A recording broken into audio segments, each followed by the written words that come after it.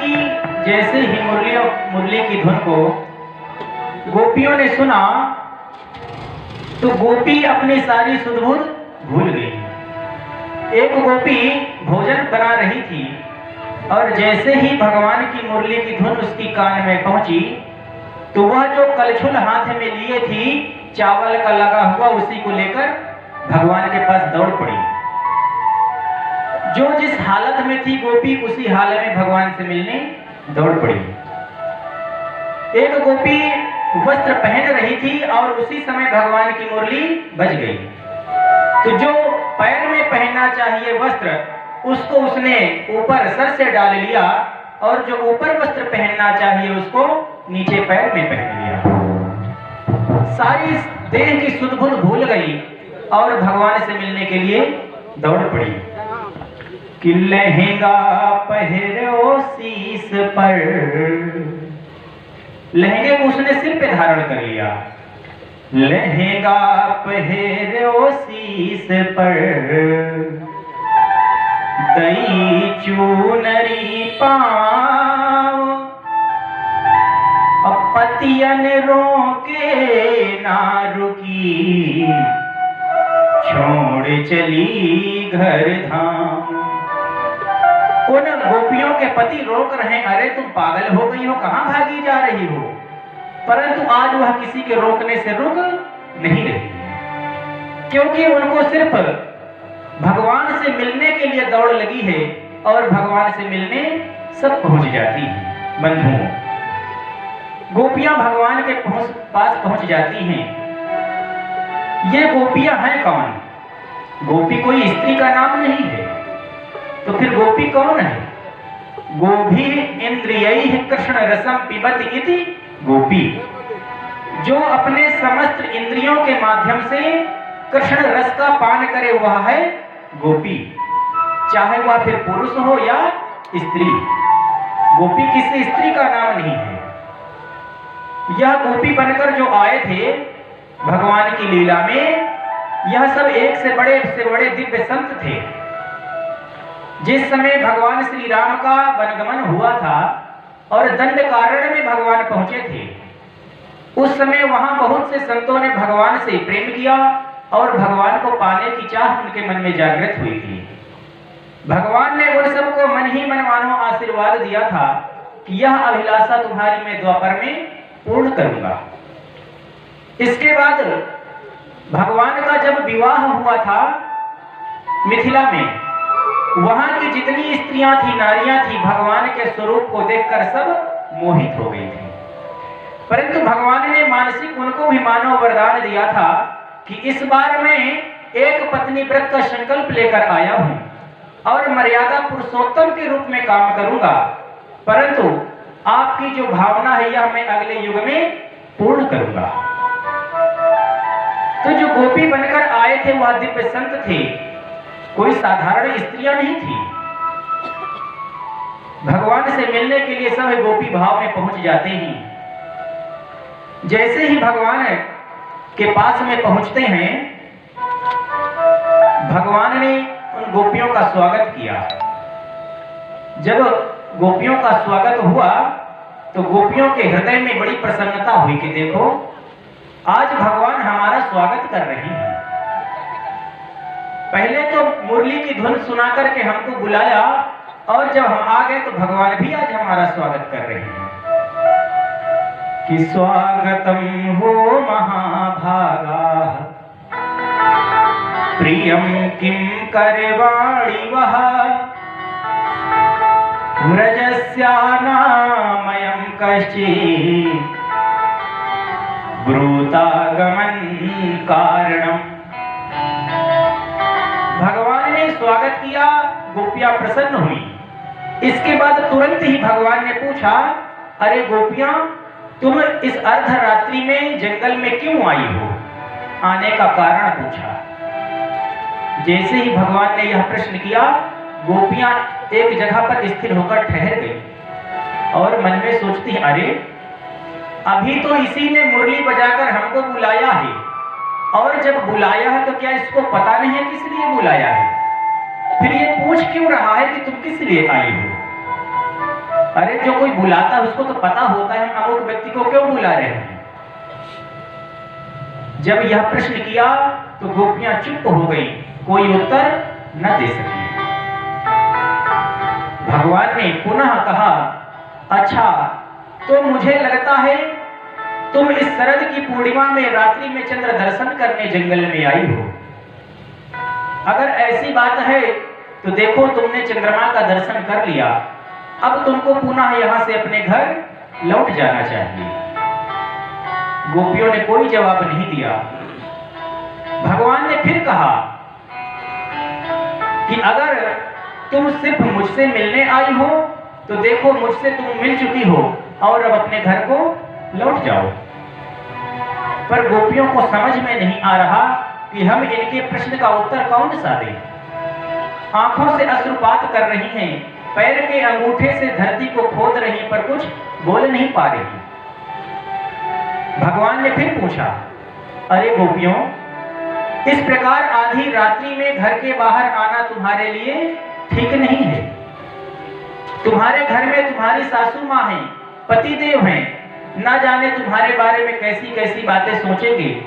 ब्रज के लोग तुम्हारे बारे में क्या क्या कहेंगे। तुमको इस तरह आधी रात्रि में घर के बाहर नहीं आना था। जब बहुत सा भगवान ने प्रश्न किया तो गोपियों के मन में लगा अगर हम इनके प्रश्नों का उत्तर नहीं देंगी तो यह प्रश्न के ऊपर प्रश्न करते ही जाएंगे। तब गोपियों ने कहा कि प्रभु हम एक बात पूछना चाहते हैं, आप कहो। भगवान ने कहा, पूछो, क्या पूछना है। गोपियों ने कहा, प्रभु यह बताओ कि मान लो हमारा जो पति है उसकी सेवा करना चाहिए, आप कह रहे हो ठीक है, पर अगर मान लो हमारा पति परदेश चला गया हो तो फिर हमको पति की सेवा कैसे करनी चाहिए। भगवान ने कहा, जब पति परदेश चला जाए तो पति की एक फोटो रखकर अपने पूजा घर में पति की पूजा करनी चाहिए। गोपियों ने कहा ठीक है, परंतु मान लो कुछ दिवस के बाद हमारा पति परदेश से घर आ जाए और घर का दरवाजा बंद हो और उस समय मैं पति देव की पूजा फोटो में कर रही हूँ, बाहर पति खड़े आवाज लगा रहे हैं कि दरवाजा खोलो, तब मुझे क्या करना चाहिए। दरवाजा खोलना चाहिए या पति की पूजा अधूरी फोटो रूप में छोड़ देना चाहिए या पूजा करनी चाहिए। तो भगवान ने कहा, अरे गोपियों, जब तुम्हारा असली पति घर के बाहर खड़ा आवाज दे रहा है तो उस फोटो के पति की पूजा करने की आवश्यकता नहीं है, फिर तो तुम्हें दरवाजा ही खोलना चाहिए। गोपियों ने कहा, बस प्रभु वही तो हम कर रहे हैं। अरे हम जिन सांसारिक नकली पति को छोड़कर आई हैं, क्योंकि आज तुम असली परम पति हमको प्राप्त हो गए हो तो उनकी हमें कोई आवश्यकता नहीं है।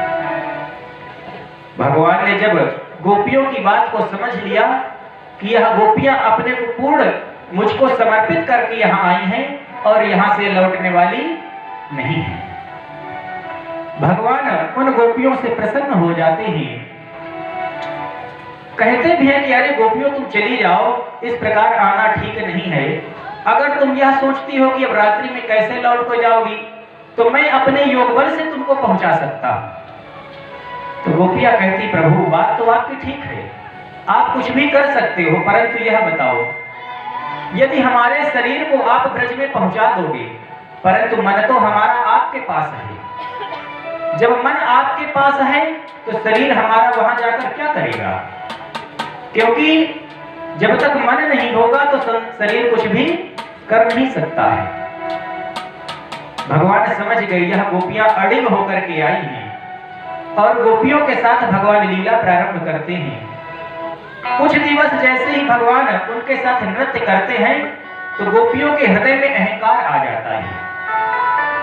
गोपियों को लगता है कि अरे देखो, आज यह कन्हैया भी हमारे इशारे पर कैसे ठुमुक ठुमुक कर नाच रहा है। जो हम कहती हैं वैसे ही नाचता है, हमारा कहना मान रहा है, हमारे बस में हो गया है। बंधुओं, भगवान कहते हैं जब भक्त के हृदय में अहंकार आ जाता है तो भगवान फिर वहां से दूर हो जाते हैं, क्योंकि भगवान कहते हैं कि अहंकार ही मेरा भोजन है।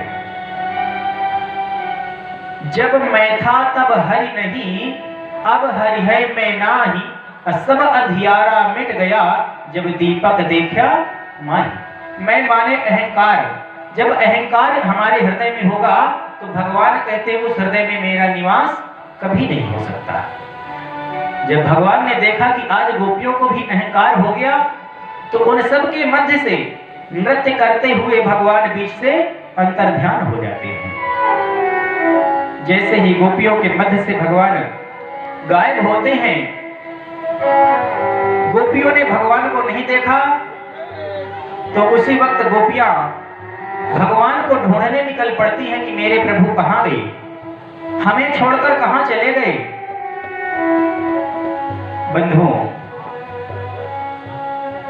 जब गोपियां भगवान को ढूंढते हुए जंगल की ओर जाती हैं, आंख में अश्रुपात करती हैं कि अरे इस कन्हैया ने हमको तो पहले बुलाया, हमारे साथ लीला प्रारंभ की और बीच में हमको छोड़कर भाग गया।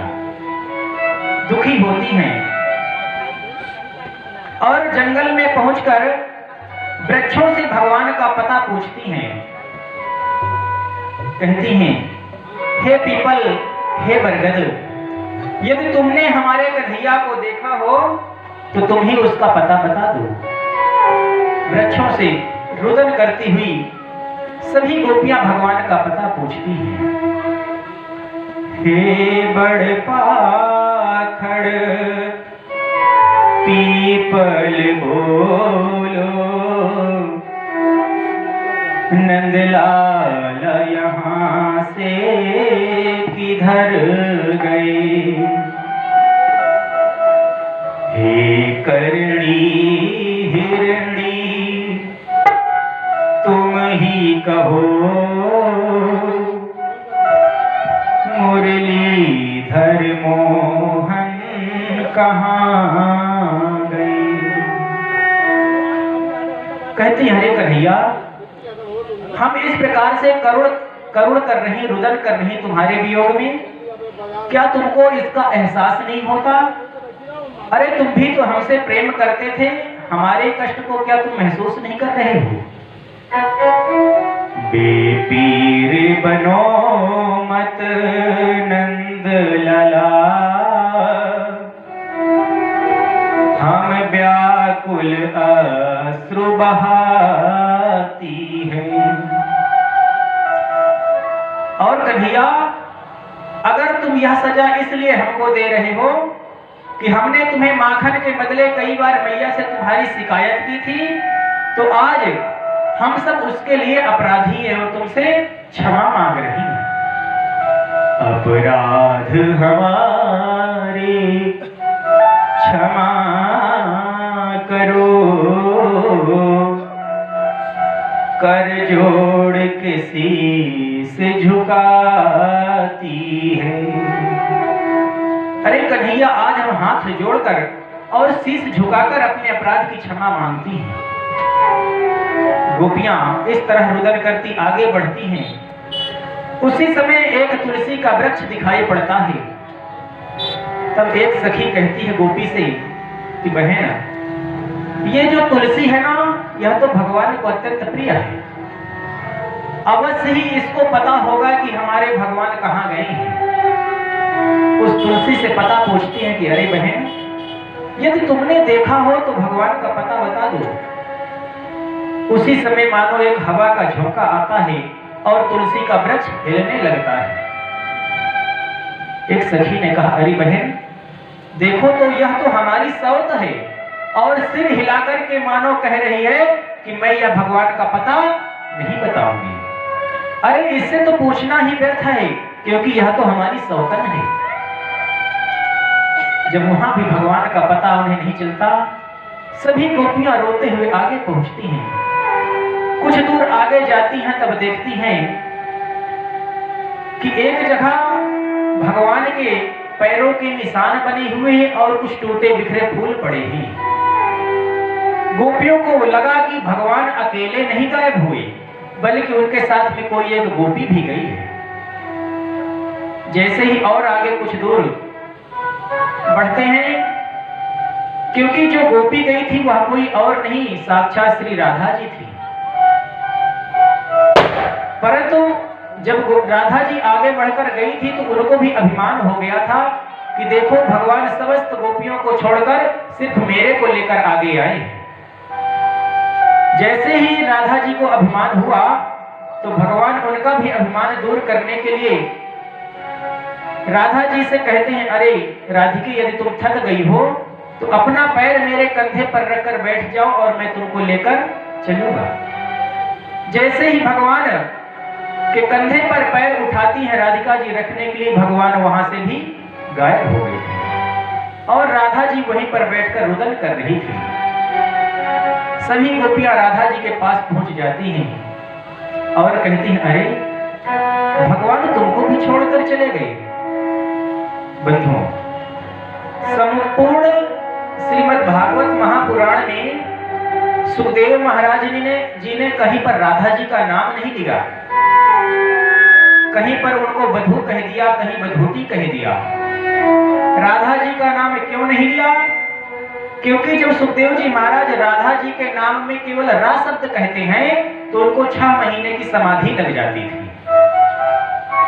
सुखदेव महाराज ने सोचा यदि मुझे 6 महीने की समाधि लग गई तो परीक्षित को तो सिर्फ 7 दिन का समय है, तो इसका कल्याण कैसे होगा?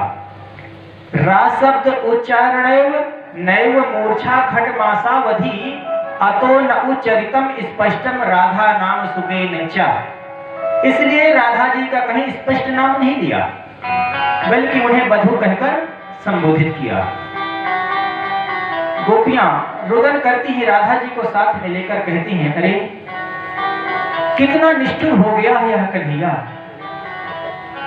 आज हम कितनी विरह वेदना को सह रही हैं और यह हमको देखकर भी इसके हृदय में करुणा जागृत नहीं होती।